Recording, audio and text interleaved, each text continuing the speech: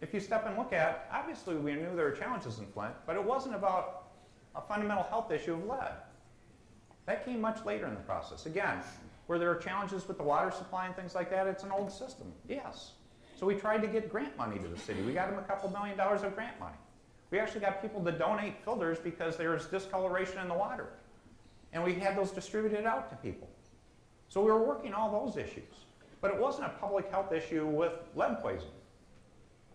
And I can tell you, one of the most frustrating things for me is I learned about it at the end of September in terms of our experts finally acknowledging it. There were some outside people speaking up, and that's one of the cases that never should have had happen, is it shouldn't have had to be brought up by outside people. Our people should have been on top of it.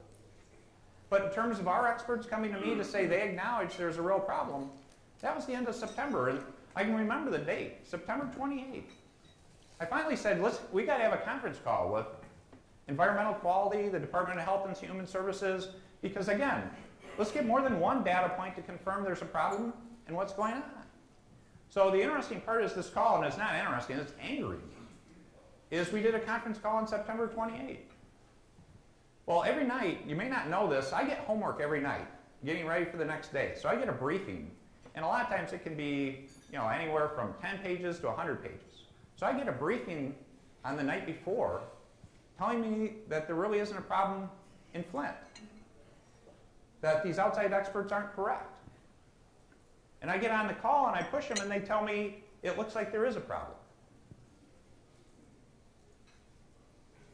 That's the kind of thing you never want to see.